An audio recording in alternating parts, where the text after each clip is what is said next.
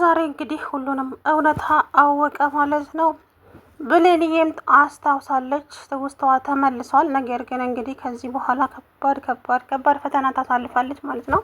አምናንም ሁሉን ነገር እያወቅሽ ለምን ደበቅሽኝ?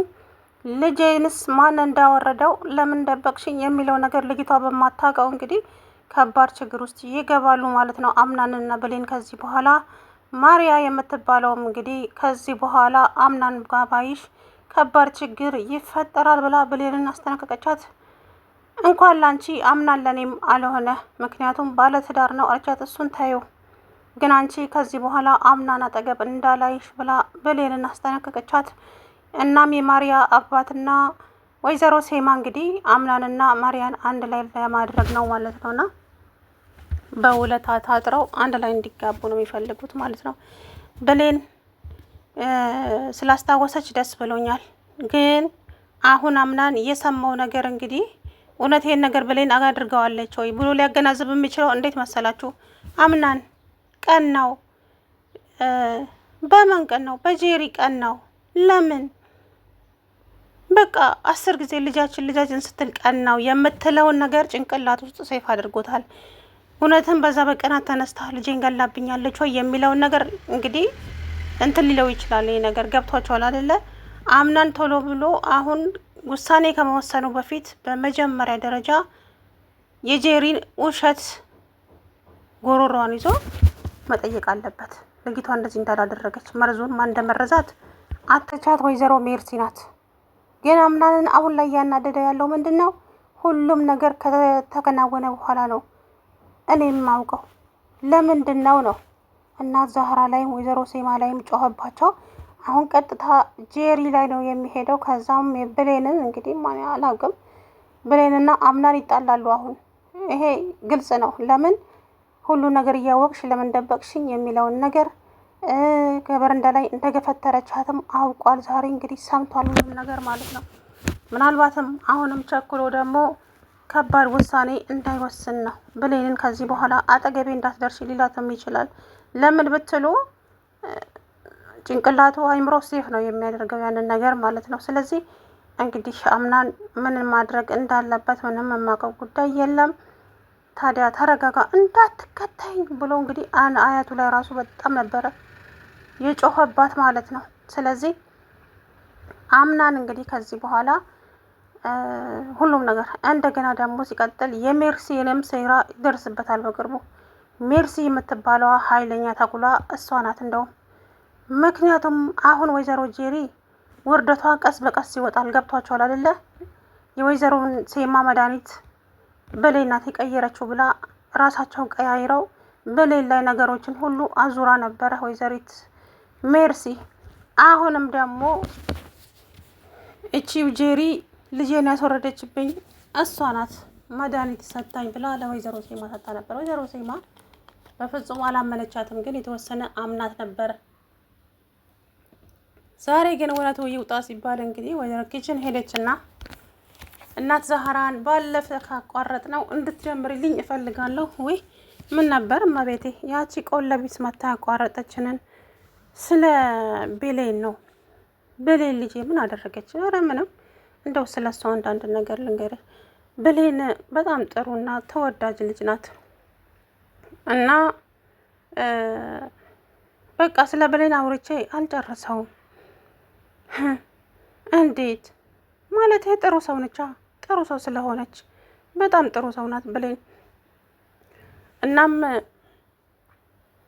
ግን ሰዎች ይጠሏታል ጥሩ ስለሆነች እና ለዛም ነው። ጄሪ እች ቆለቢስ፣ እች መጥፎ ቆለቢስ፣ የእሷ ነገር ምን ይወራል? ምኑ የቱን አውርቼ የቱን እተወዋለሁ? እንዴት እሷ ብሌንን ምን ያላደረገቻት አለ? ከዛም እቺ ወይዘሮ ሴማ እንግዲህ ቆይ ብሌንንና ጄሪን ምንድን ነው እንደዚህ ያላስማማቸውና ልጅ እስከ ማስወረድ ደረጃ ያደረሳቸው የምትለውን ቃል እንግዲህ ሰማ ማለት ነው። አምናን ያንን ሲሰማ ልቡ ለሁለት ነው ክፍል ያለው ማለት ነው። እውነት ብሌን ይህንን ታደርጋለች ብሎ እንግዲህ ማሰብ አለበት። ብሌን አላደረገችም ይህንን ነገር በፍጹም ማለት ነው። ከዛ በኋላ አረ በፍጹም ልጄ ብሌን ደስ አይነት ሰው አይደለችም እኮ እኔም ጠርጥሬያለሁ። ምክንያቱም እኔ ብሌን ላይ ያለኝን አመለካከት እንድቀይር ነው ያደረገችው እንጂ ለማድረግ እንጂ በፍጹም ያቺ ልጅ ይሄን እንደማታረግ አውቃለሁ። ያውሎት እመቤቴ ወይዘሪት ጄሪ ማለት በጣም መጥፎና በጣም አስመሳይ ሴት ናት። ሲቀጥል ደግሞ ብሌን ሰዎች ዘንድ ተወዳጅ ስለሆነች በጣም ትቀናለች፣ በጣም ትጠላታለች። ለዛም ነው ከበረንዳ ላይ እስከ መወርወር የደረሰችው። እሷ ናት ከበረንዳ ላይ የወረወረቻት።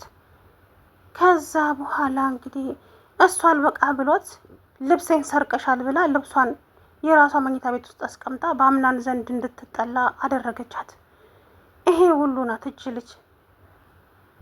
ከዛ በኋላ እንግዲህ ልጅ አምናን እንዳይናደድ ብላ ነው ለአምናን ያልነገረችው ሲል እንግዲህ ኪችን ውስጥ ዘሎ ገባና ሁላችሁም አስመሳዮች ናችሁ።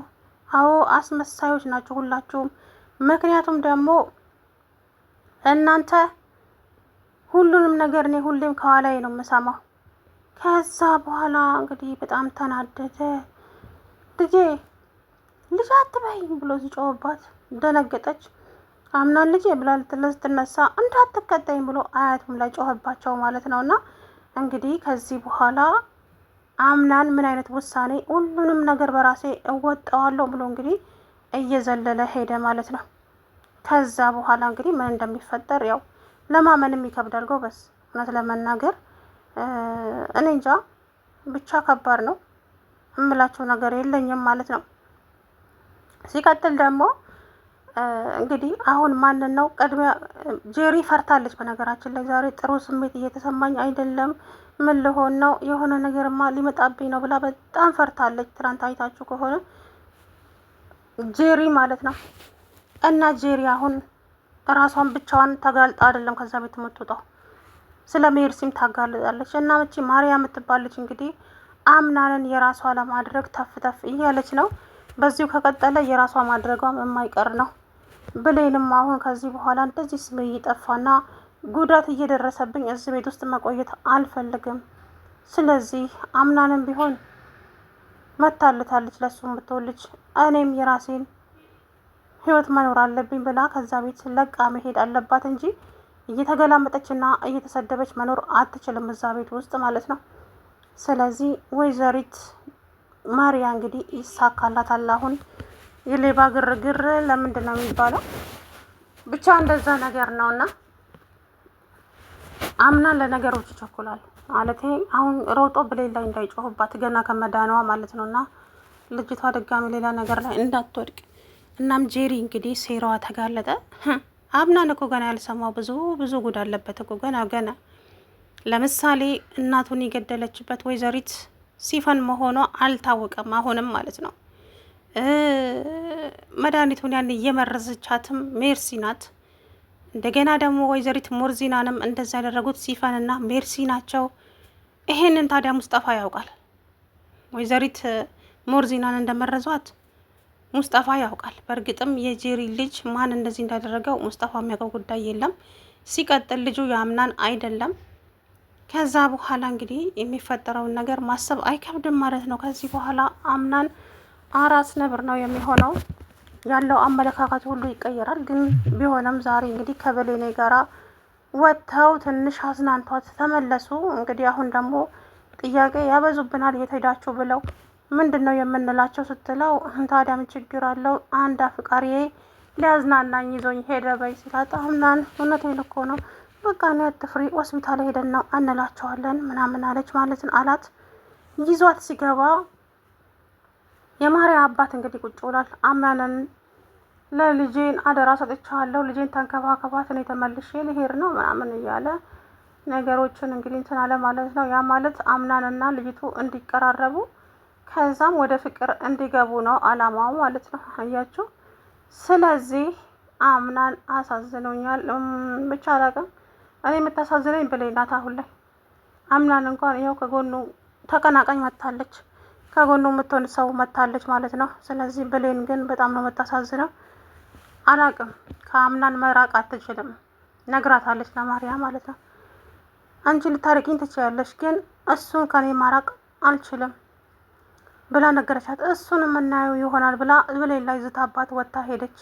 የልብ ልብ መስጠት ደግሞ ወይዘሮ ሴማ ናት ለዚች ልጅ ማለት ነውና እንግዲህ አላቅም አምናንስ ምን አይነት ይወስናል። ብሌንን እየወደደ እሷን ትቶ መሪያና ጋር ይሆናል ወይ? ይሄ የኔም ጥያቄ ነው። እንግዲህ ዞሮ ብሌን በማስታወሷ አምናን እውነቱን በማወቁ ደስ ብሎኛል። ግን አሁን በሩጫ ሄዶ ብሌን ላይ እንዳይወጣ ንዴቱን ብዬ ፈራሁ። ለምን ልጅቱ ባላጠፋችው ነገር ያለ ስሟ ነው ስም እየሰጠቻት ያለችው። ጄሪ ስለምጠላት ብቻ ነው ብሌንን እንደዚህ ያደረገቻት ያለችው ወይዘው እንጂ ብሌን ምንም አድርጋት አይደለም። እንግዲህ ከባድ ነው። አይ ጄሪ ይሄን ቤት የራሴ ያደርገዋለሁ እኔ ብቻ ነኝ እዚህ ቤት ውስጥ የምቀረው ስትል፣ አይ ጉዳይ ግን ይሄ ሁሉ ወንጀል ሰርታ እንደው በነጻ የምትኖር መስሏታል። ገና መቼ ከዛ ቤት ሜርሲም ተጠርጋ ትወጣለች። ሙስጠፋም ሁላቸውም የወንጀሉ ተባባሪ ስለሆኑ ማለት ነው ከብሌንና ከእናት ዛህራ ውጪ። ሰላም ውድና የተከበራችሁ የቻናሌ ቤተሰቦች እንዴት ናችሁ? አለሁ ደህና ነኝ። እንግዲህ ብሌንዬ ዛሬ አስታውሳ ከች ብላለች ማለት ነው። ማስታወስ ችላለች።